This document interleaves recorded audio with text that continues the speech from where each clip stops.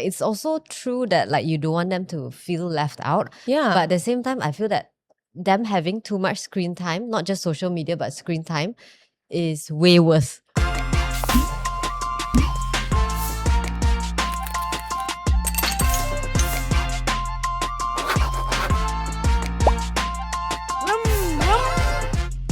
Hello, Assalamualaikum. Welcome back with another episode of Pop Family Podcast. Saya Nina Nadira, dan today we are going to talk about how social media is not just a part of teenage life, but is the world that they're growing up into, right? So it shapes them how they think, how they connect, how they build their personality, and more they learn how to handle pressure.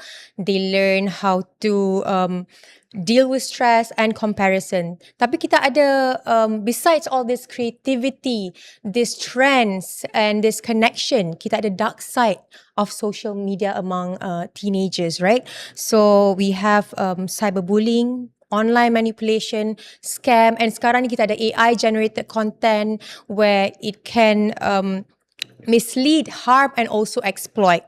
And ada kes-kes seperti sebelum ni, ada seorang remaja perempuan, dia mengalami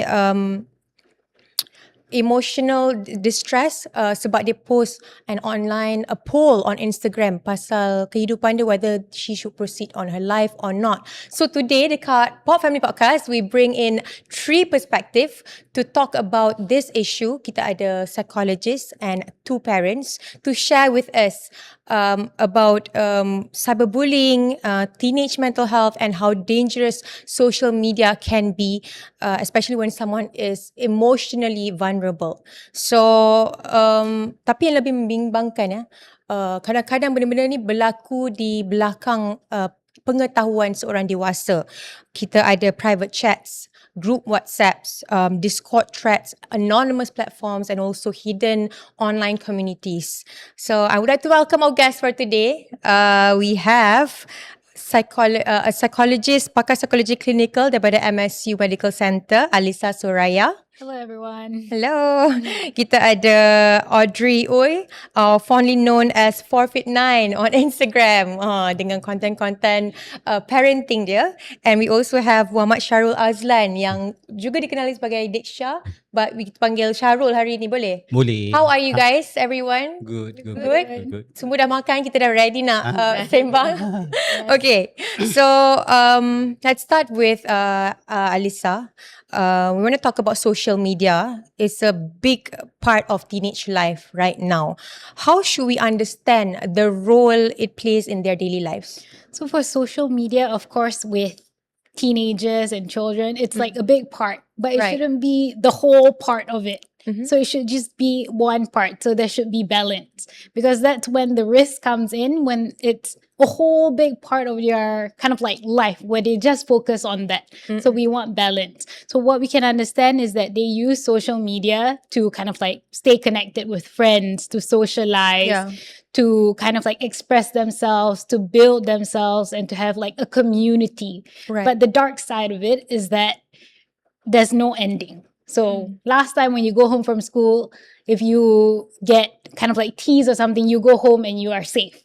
But now it's just online. It's like forever. So I think because they are developing, so it's like when it's constant, so they also don't have the like maturity or cognitive capabilities to handle that as an adult. And also the data from the USM to 2025 last year shows that over 60% of children now own their own devices and spend hours and hours on with their phones, right? For teenagers below 16, are they really able to understand and process everything they see online? So developmentally, not fully. They're not able to fully process because the prefrontal cortex, the brain that kind of like for emotional regulation, impulse control, decision making, planning, it reaches maturity in the mid-20s. So then when they are exposed to this all the time, so it's not saying that they're not capable, they are, but also, of course, they need scaffolding. So they need help, so guidance. So not just to like leave them on their own and just to kind of like navigate through social media alone, because then that's going to be like risk for it. I mean, at the age of 16, it's like in between maturity and also belum besar lagi lah, I would say, right? And also we have this talk about restrictions. Umur 16 tahun ke atas sahaja we can use social medias. Maybe we can have opinion from Shahrul first. Apa pendapat you tentang seorang remaja 16 tahun ke atas, perlu ada restriction ke ataupun tidak? Okay, macam I sendiri, anak I sendiri, anak I baru 12 tahun ni. So anak I memang ada media sosial. Okay. Dia ada TikTok, dia ada Instagram. So bagi I, kita perlu mengawasi lah apa benda pun media sosial ni. Pantau. Kalau you tak bagi macam, kita ada macam rules untuk 16 tahun je yang you boleh ada media sosial. Tapi bila selepas, ini pendapat I.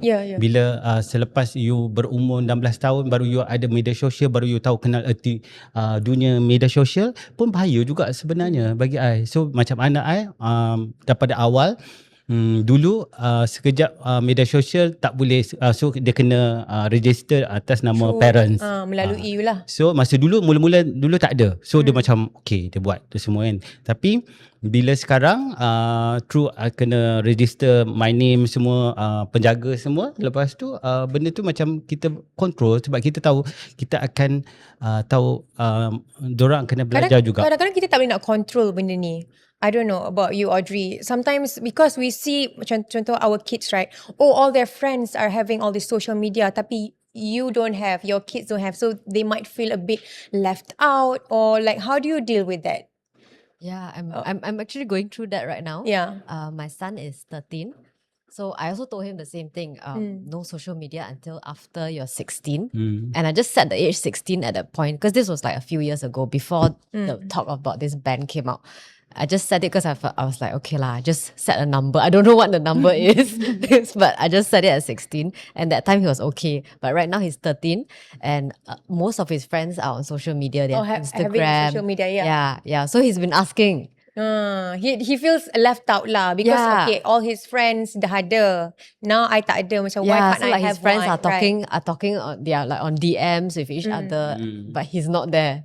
Yeah. So how do you handle that? Like, how do you explain to them about this current situation yang maybe some parents allow it, some parents a bit strict? Yeah. So we did have this talk like a few years ago, and that time he was like totally okay to not be on social media, but sekarang it's because everyone is on it, right? So he feels the peer pressure. And I don't have an answer, to be honest. So I asked him back, I said, these are all my worries about you being on social media. I'm worried about you getting addicted. I'm worried about cyberbullying.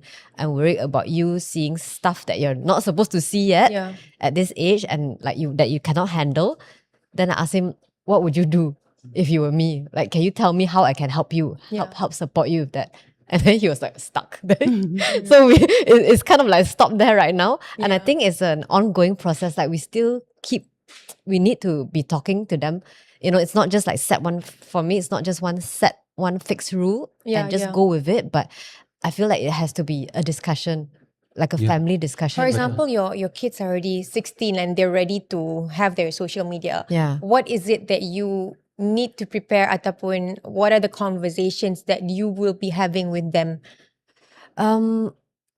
First of all, I feel it's very important to have a relationship with them that they feel safe enough to come to us. Like that they don't feel that, you know, if they come to us, I'm going to punish them.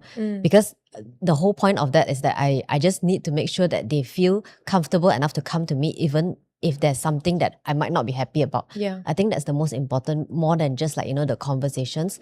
But again, like we do have conversations about, like whenever we see news, like, you know, when there's cyberbullying case coming up, or like sometimes there's suicides and like involving you don't know, teenagers. Or you know, there's also those like grooming kind of cases. That's very scary for me, because I also have a daughter. Right. Yeah, so like we do have these conversations. So I want to make sure that they are aware of these things, that there are these risks that you take when you go on social media as a child. Yeah. Mungkin Shahrul you boleh share dengan kita what are the conversations yang you ada dengan anak you, especially tentang social media ni. You nak bagi dia faham sebab it can be, benda tu could be fun, you know, people are doing trends and stuff, tapi sebenarnya ada benda yang berbahaya apabila menggunakan social media ni. Okay, kalau I punya cara, ini cara I. Kalau untuk anak I Syamikael, dia punya media sosial, dia punya TikTok, dia punya Instagram. So selalunya I akan pantau dia sebab I punya pekerjaan pun melalui media sosial. So everything semua media sosial sekarang. So bila dia tengok I punya, kita sebenarnya bermula daripada kita sendirilah, bagi I lah. Betul. Kalau kita punya post pun tidak melampau, lepas tu kalau kita punya tak ada status yang naik yang bukan-bukan, so I rasa anak kita pun akan ikut, akan tengok kita. So dia punya media sosial, dia punya TikTok atau Instagram pun media sosial dia link dengan I. So apa benda punya berlaku, I akan tahu apa yang dia buat, apa yang dia punya komen sebelum dia buat sesuatu lah. So I punya dia ada account dia ada dekat I. So I akan buka, okay, kalau I duduk sebelum buat kerja kan, I tengok apa yang dia tulis dalam media sosial dia. So itu yang sebenarnya bagi I laku. Tapi kalau tak ada juga, nanti kesian pula mereka. I think as parents kan, kita kalau terlampau strict, if you are too strict, they might start to mula nak sorok things, you know, behind us. It's also important for us to have a safe conversation. Maybe I'll say you can share with us to be able to understand them and also make sure that they're not doing something dangerous. What are the risks of teenagers below 16 when they are using social media? So the risk comes when there's free access. There's like unsupervised, unguided things, and then they just can do whatever they want. Because then they have access to the whole world. Oops, sorry. They have access to the whole world, and the whole world have access to them. So that's when the dangerous kind of like the biggest risk comes in. Because then how do they know what's right, what's wrong? Because sometimes in social media, it's normalized. So there's normalized of like eating disorders, or like you have to look a certain way. So how are they able to differentiate whether it's right or wrong if they don't have any adult or anyone that they trust to talk to? So it's good that you're saying that, to have open conversations and all of that, because then they know that if they come to you, they're not going to get like punished. So if they get punished, then they will just suffer alone. So the risk is to their mental health. So there's higher risk of anxiety, depression, low self-concept, low self-esteem. Because right now, during the teenage years, is where they ask who they are. So who am I? Where do I belong? So imagine if all the content that they're looking at is like, oh, you should be a certain way. You should be this certain way. You should look a certain way. Then it's hard for them, like, oh, maybe I should? Is that like the truth? Maybe I should be that? So that's like where the risk comes in.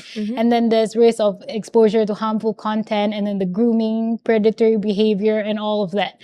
And then like cyberbullying also. And there's no end to that. So it's always like there, and it's always online. Then they are also like performing, curating, kind of like making social comparisons, kind of like looking, oh, should I post this? Will they like it? Will my friends like it?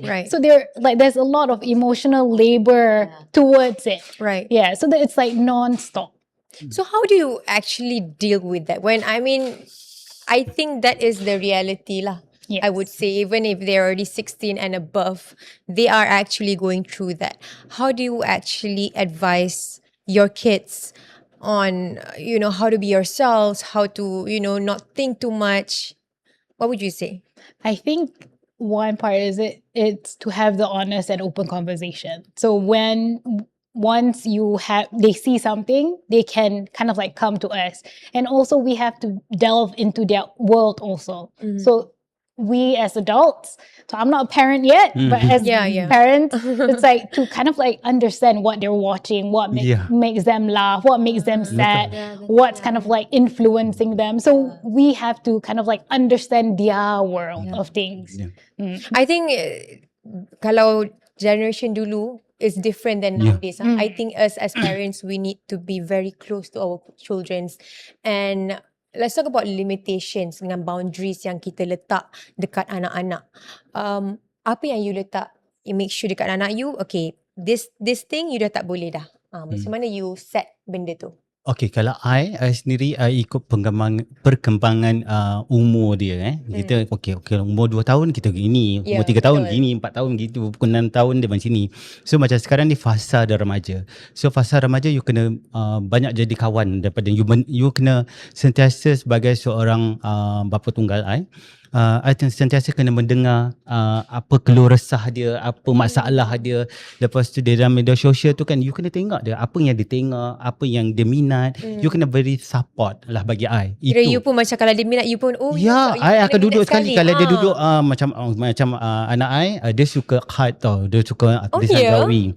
Lepas tu media sosial dia adalah TikTok dia akan dalam TikTok dia mengaji. Lepas tu dia akan macam hadis semua kan. So dia memang suka benda yang itu. Dia berumur dari start daripada umur 4 tahun dia memang suka Al-Quran. Masya Allah, ini I saja kongsi. First apa benda pun bagi I tidaklah baik sangat tapi kita cuba yang terbaik. So bagi I first dulu didikan agama itu yang first dulu.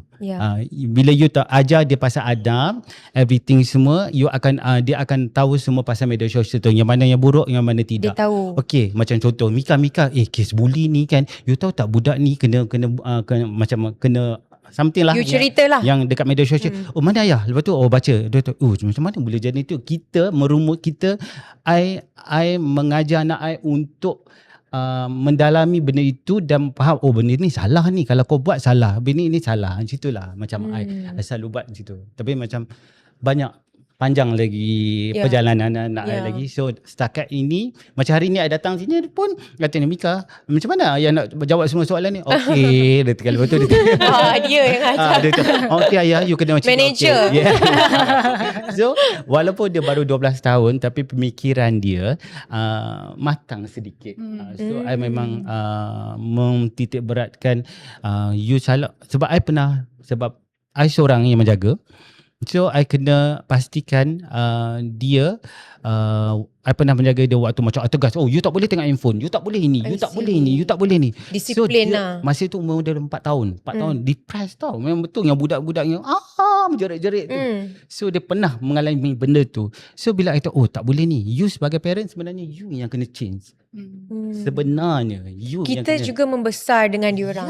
Kalau zaman kita dulu, kalau zaman I lah kan dulu kan, I main nyorok-nyorok, I main mandi sungai Perak. Dia tak ada tak ada media sosial, tak ada phone. So you kena bagaimana you dahulu dan bagaimana you sekarang. So you kena berbetulkan apa yang sekarang ini. You kena ikut zaman sekarang.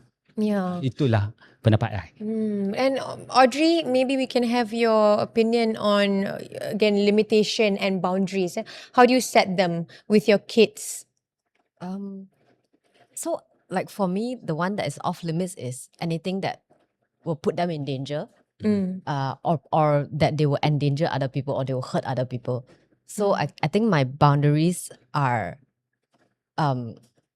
always based on that. Like that's the main foundation. And then like Shahrul also the same thing. Like it depends on what how old they are, what phase. I believe a lot in letting them explore as much as is safe lah. Right. So I believe in giving them like the freedom once they are like certain age, and I feel that they are mature enough to be able to handle things. Then I will let go more and more. And I guess that's how I run my. I guess that's how we base our parenting on.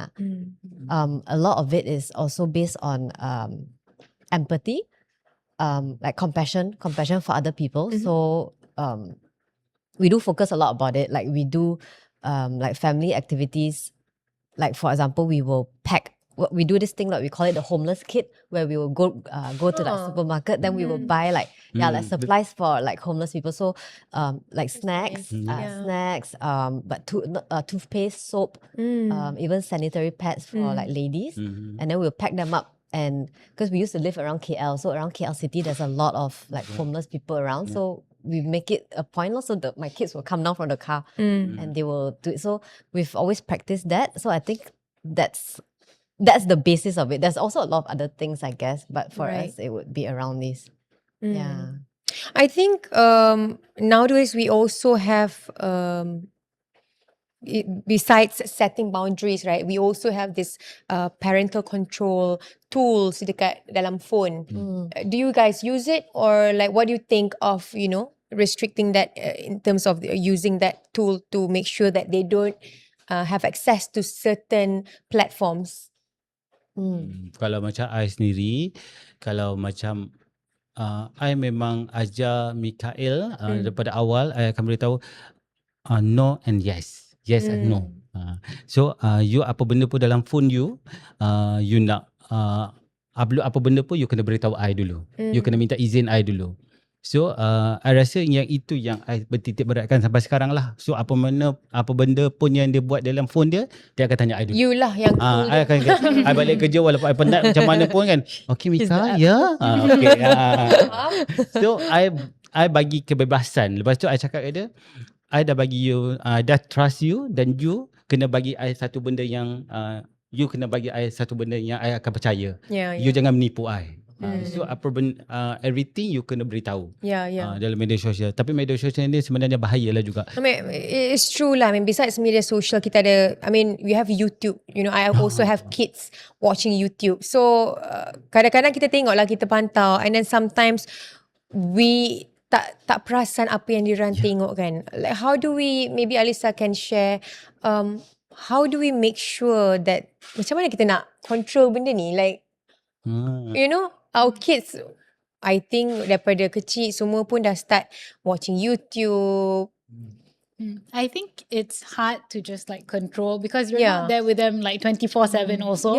So I think like the restrictions that you put and the conversations that you have will help. So like the parental controls does help, but it provides like, sometimes it provides like a false sense of security that you think with this kind of like control, then your child is safe, but it's not. You still have to. So because then for parents, it's like a big task, like a big responsibility also, because you still have to monitor. So it's kind of like teaching them how to navigate safely through social media kind of thing. Do you guys use, Audrey, do you use parental control? When my kids were on Android, there's the family link app that you can use, right? So we use that a lot. Right now they've moved to iPhone, Right. and iPhone has a bit less control. Compared to Android. That's I the didn't know thing. that. So and the thing about my family link app is that it's like on my on our old Android phone, but I cannot transfer it over to their iPhone. Yeah. So I have that issue. And then iPhone is not so good at controlling, I feel. But we also have manual parental controls, like how you can only play iPad in the living room, for example, if you're on your iPad, or if you're on your computer, then the requirements that you must leave your door open. So at least I know what's going on. Right. Yeah. So that's my manual parental control. Betul. Manual parental control lah. Dia double lah, satu pakai tool, another one kita yang kena control. Tapi kita lah yang betul kena control. Just parental control yang on the app, but also kind of like the manual controls also. So a balance of everything. Sometimes ini saya cakap ini general lah ya. Saya cakap. Sometimes bila kita tengok anak kita tengok YouTube, okay nak pergi makan, so bagilah iPad, so tengok. So tapi kita tak tengok apa benda yang dia tengok. So kita daripada yang masa dia baby, kita yang merancangkan apa yang patut yang mereka lihat. Bukannya mereka yang nak, dah orang nak tengok ni. Kalau bila dah besar, habis you tak boleh nak control dah. Yeah. You rasa kita sebagai parents kan, do we truly understand and how fast this online social media is going and expose? Kita faham ke all these things going online? Maybe Alyssa can answer first. Do we truly actually understand the fast pace of online and nak catch up dengan all these social medias with the kids? I don't think we've catch up. So they use a lot of kind of like devices and everything, but the conversations around it tak ada pun sebenarnya. Not a lot of people have conversations about like social media, the dangers of social media, the benefits of social media. So a lot of the time people just assume things. Oh, okay lah. Oh, bila budak kecil boleh je tengok ke whatever, but you don't really like really talk about it. Like maybe parents will talk to other parents, like, how do you handle it, kind of thing. So there's not much conversation around it. So I guess like having more conversations, then there's more awareness. Then we can catch up about like the evolving world of social media and like internet and all of that. Because I feel like compared to last time, we don't have all this, phones and stuff. But nowadays, we can't live without it. Especially also with our kids. Like we don't really, sekarang ni dah tak tahu macam mana dah kalau tak ada, diorang ni tak ada phone, tak ada devices. What do you think, macam, is this actually right? Ataupun is this, I don't even know how to answer this. Having devices, right? Especially for kids. Tapi if you don't have, diorang missed out, right? I gave them devices when my son was 10 and then my daughter was 8, but it was because How do you control that? I mean, before yes, 10, I actually regret. I regret, like, oh my Really? God, You why I regret? gave so early? But the reason why I gave was because we changed their schools to a school that's quite far from our house. Yeah. And then they were taking school transport, so I was a bit worried about their safety. So we gave the phone to them to kind of help monitor. Sometimes it's and also track. for us, right? We need to breathe also sometimes. We say, okay, you your phone switch out, okay. But yeah. Yeah, so after that I really regret. Then that's why I started going into like, looking at the Family Link app and stuff like that. But wait, what's the question again? How do I? Yeah, basically what is- having children, even your kids growing up with a device, right? How do you feel? I mean, there's no right and wrong answer to it. I feel like it's also true that like you don't want them to feel left out. Yeah. But at the same time, I feel that them having too much screen time, not just social media, but screen time, is way worse. That's my opinion. Yeah. So when they were up to maybe recently, now that they're a bit older, I don't do that anymore. So I think I have a lot of rules. Do you have like an hour? Yeah, so we have screen time limit, but they have to earn the screen time limit. I see. So they have maybe, I only let them have half an hour for, until recently. Now they have maybe 1 hour. On weekdays, you Yeah, mean? Okay. half an hour weekdays. So to earn this half an hour, they need to go outside for half an hour.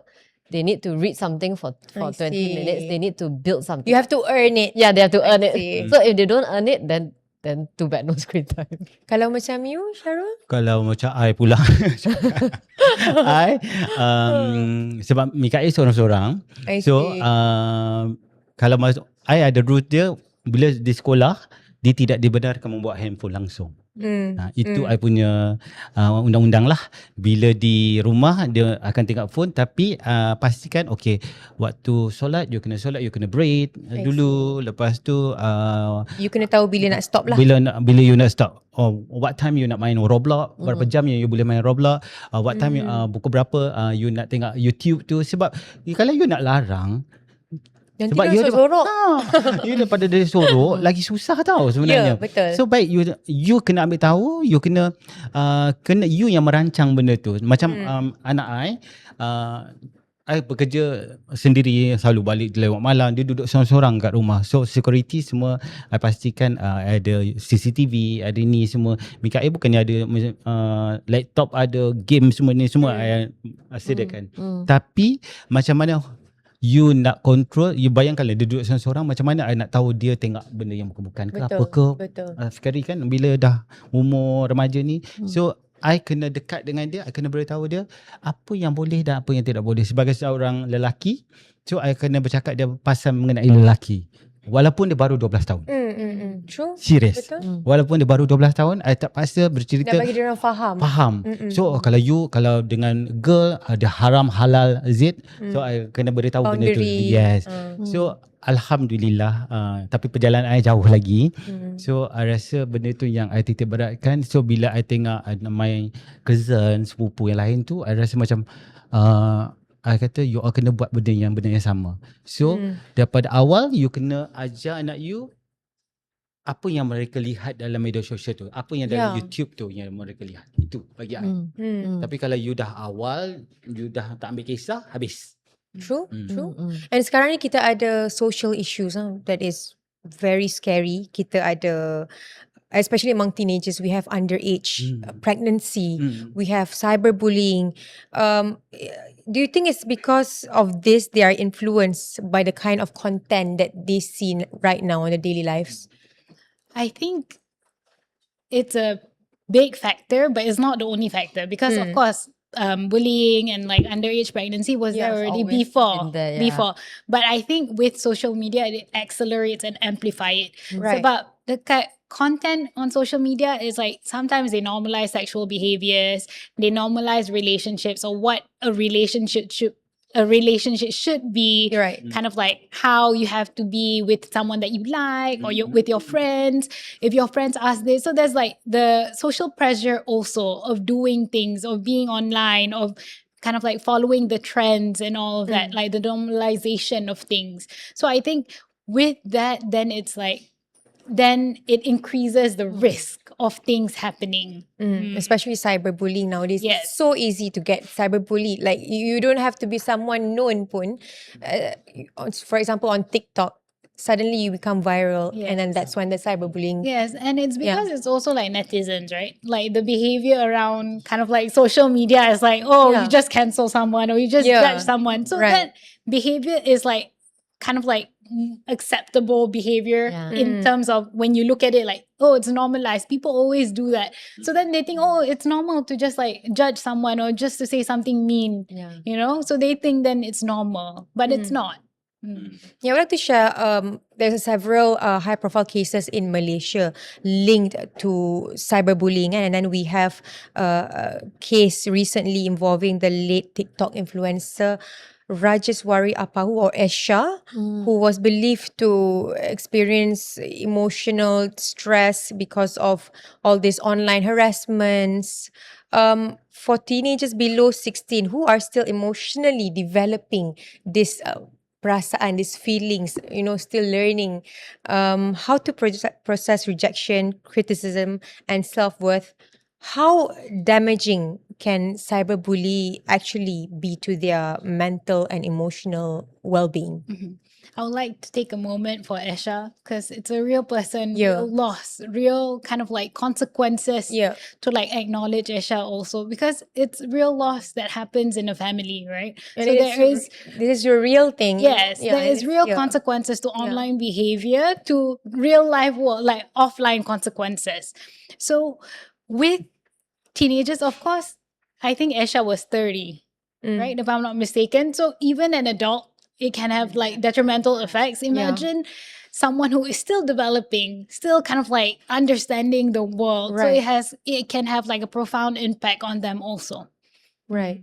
Can you imagine just by typing, and then you see all these comments has big effect on your mental health. And I feel like maybe it's starting, there's cases are growing. So I feel like we need more awareness on this cyberbullying, especially in Malaysia.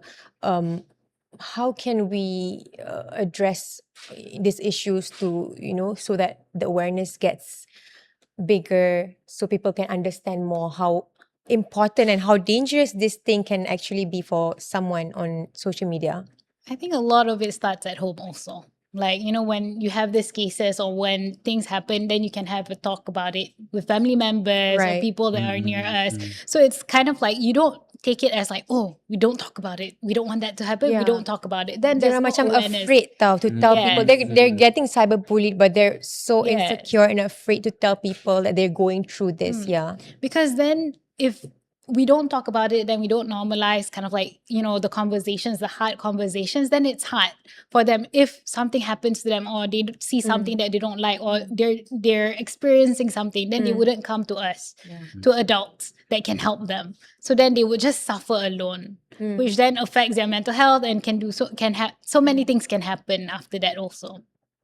As a parent, right, maybe we can start with Audrey. Do you think we can create a safer environment, online experience with the kids when they're basically growing up with social media? Online itself, I feel is very hard because like Alyssa said,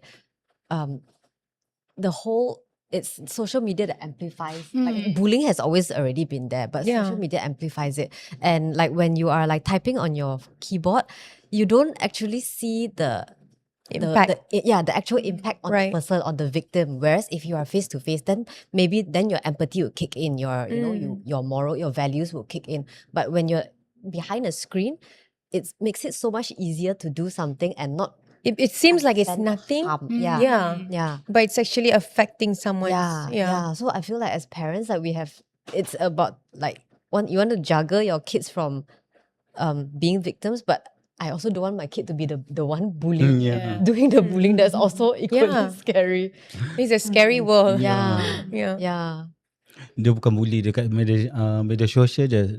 Kalau dekat sekolah tu pun yang kita pun takut. That's also important. Dia everything semua I kata bermula daripada kita punya kehidupan real dengan kehidupan di alam maya. So because we cannot control bila dia dekat sekolah, we don't know what's going on, right? Tapi macam I sendiri, I sebagai parent, sebagai bapa, I akan berkenalan dengan semua kawan-kawan dia. So I kata setiap bulan ini I punya ni setiap bulan I akan panggil kawan-kawan datang, I akan telefon parent, I kata okay you untuk anak you all datang untuk study, macam sekarang ni dia tengah exam study, so I akan buat macam satu minum petang ke, satu hari tengok wayang, buat diorang pergi jalan semua. So sebagai I rasa yang itu bila diorang ada group diorang sendiri, diorang akan macam tak adalah kes bully, lepas tu diorang takkanlah bercakap yang bukan-bukan dalam media sosial. I rasa itu yang I rasa lah. I think as for me, right, I'm also like a mother of like 7-year-old daughter. She's starting to learn about feelings, very small, tapi she's starting to understand all this. What I always tell her is you need to identify and understand if that person is being nice to you or they're taking advantage of you or this is bully or not. You need to know, does that make you happy? Does that make you upset? Yeah, because she's very shy. Dijan is very quiet at school, so when people take her things and stuff, she doesn't do anything. But then she will tell me. So in order for me to help her lah, at least I can support her in some kind of way, is for her to be able to tell me anything that she feels uncomfortable with, especially at school, because we don't know what's going on there. Sometimes itulah kalau dekat sekolah tu kita yang kena bila dengar dia kadang-kadang diorang tak faham. Kita kena dengar diorang mengadu apa tu, kita kena dengar macam okay, kalau kita nampak benda itu nampak macam ini dah bawa ke bully sikit dah ni. Betul. So kita kena dia pada mungkin macam baik tapi sebenarnya this is not right. Macam tu. So kita kena pantau lah. Tapi not easy lah kan sebenarnya. Audrey, maybe you can share. Maybe there are stories among your kids, So my daughter is the opposite of yours. So my daughter is very, especially when she was younger, like she doesn't really care. Like strong-willed. She's very strong-willed. And then she's very popular. So all the girls, like, all her friends, they all like, somehow they like her a lot. And they'll follow her. But she, at that time, so that's why how I focus on empathy a lot, because I noticed that she didn't really care about what everyone else is doing except herself. She only cares about herself and me.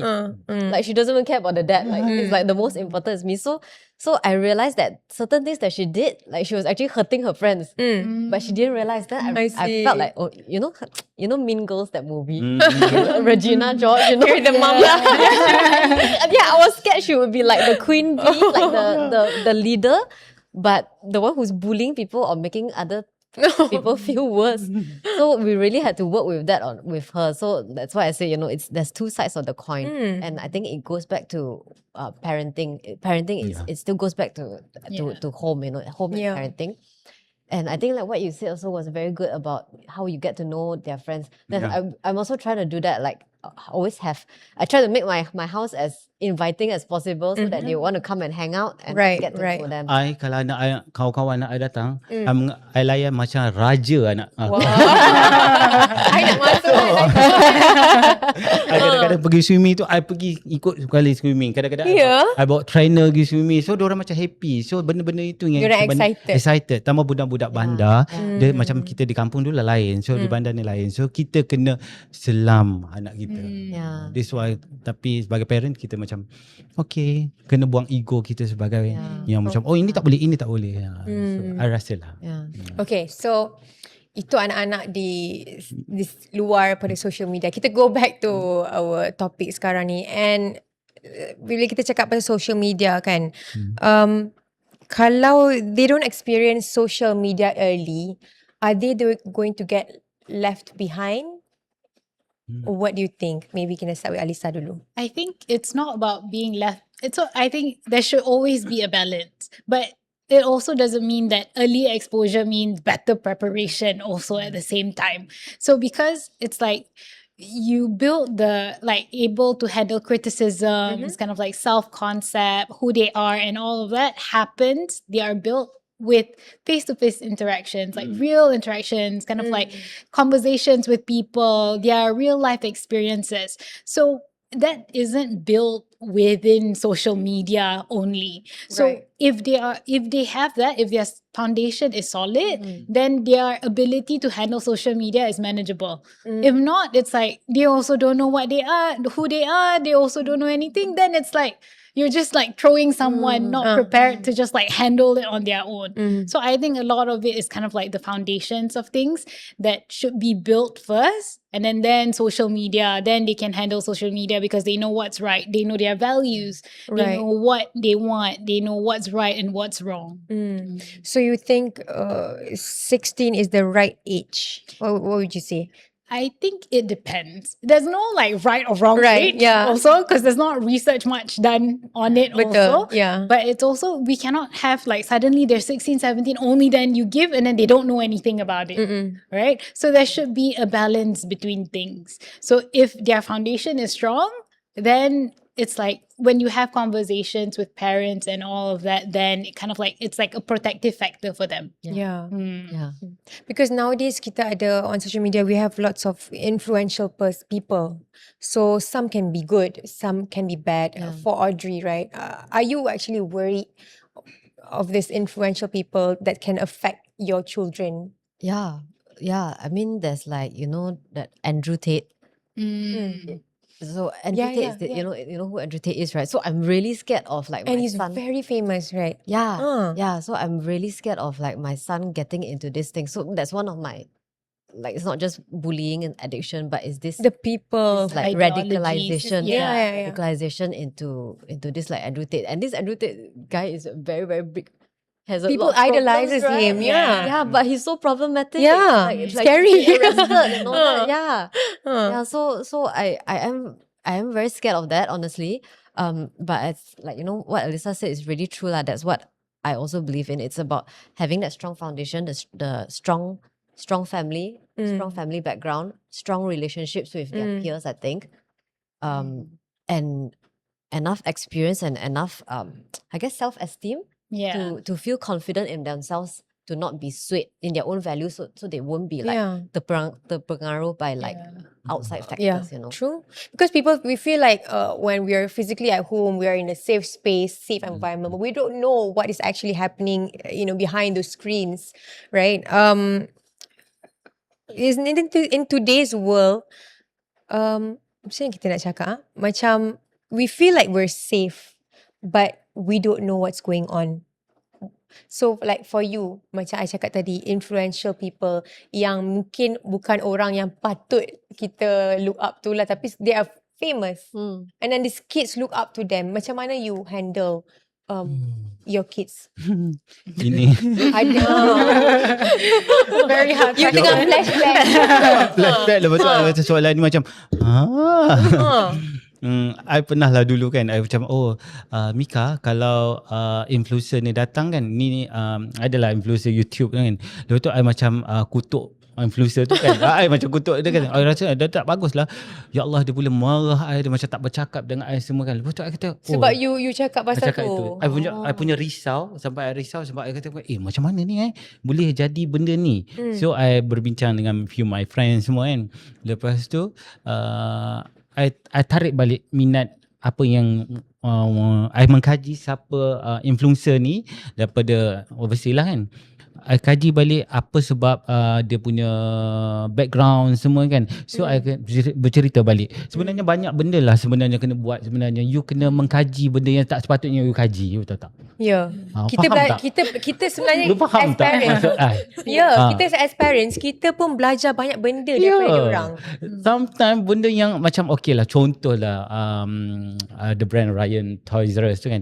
Lepas tu I kena ya Allah, I kena tahu siapa Ryan tu, siapa bapak tu, siapa ini, siapa ini. Apa yang dia buat. Apa yang dia buat. Macam sekarang ni yang YouTube yang Roblox ni semua kan. So I kena tahu siapa orang ni, berapa juta dia sebulan dia punya. So I kena tahu benda tu supaya I dengan anak I senang. Okay, yang ini I kata tidak. Sebab my son, kalau you kata tidak, why? Dia akan tanya kenapa. Kalau ya, dan kenapa? Diorang dah besar. Diorang dah pandai. Kena benda tu yang I kena belajar tu. So macam sebenarnya okay lah sebenarnya. I think reasoning with your child is also a thing that we should talk about. You know, the amount of things that we have to explain to them. How do you reason with your child, Audrey, when they have all these questions? Why? I will tell them we will learn together if it's something that I don't know about, because again it doesn't work. Like if I just have a rule and say you have to follow this, it doesn't work. So what we do is that we really have family discussion. So we have family discussion about screen time.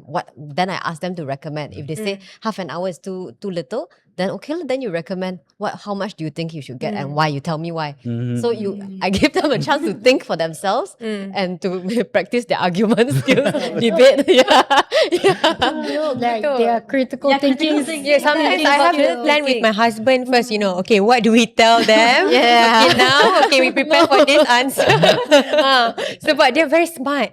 They're very smart. But it should be like that, because I don't want them to blindly follow rules outside also. I want them to be able to think for themselves and make good critical judgment. thinking. But then they critical thinking with us juga lah. But it's okay. It's okay if they really have a good point. Then why not? True. I'm open. Okay, so what message, maybe kita ask Alyssa dulu lah, that you can tell for parents yang where the kids use all these digital platforms? What message that you can tell them? I think to parents is to stay curious, not fearful. So when you're kind of like behaving outside of fear, you limit everything, you kind of have put a stop to everything. Or when you're too overwhelmed, you just don't do anything anymore because you're like, I don't know what to do, right?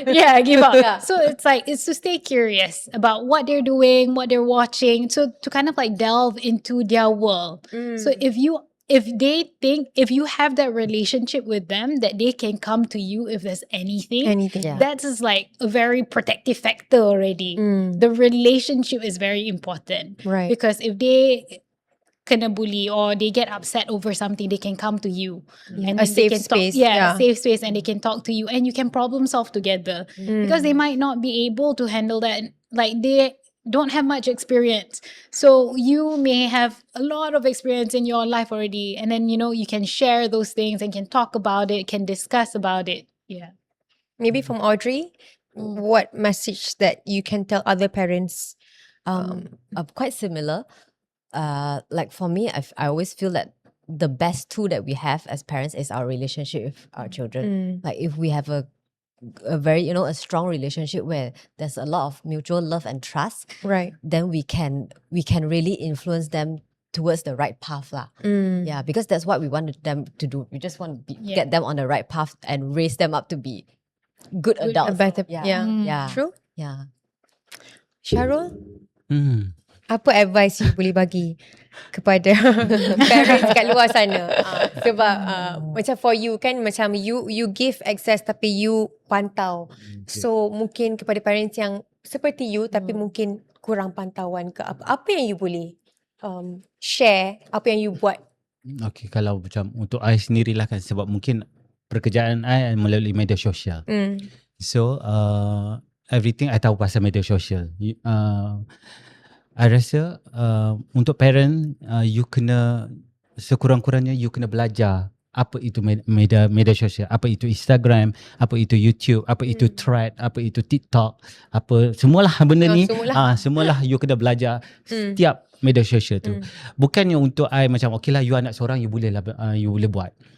Tapi memang betul macam sebelum I datang tadi, my friend kata, "Alah, kalau anak 5 macam mana you nak pantau?" Dia kata kan. So sebenarnya media sosial ni ada kebaikan dan ada keburukan.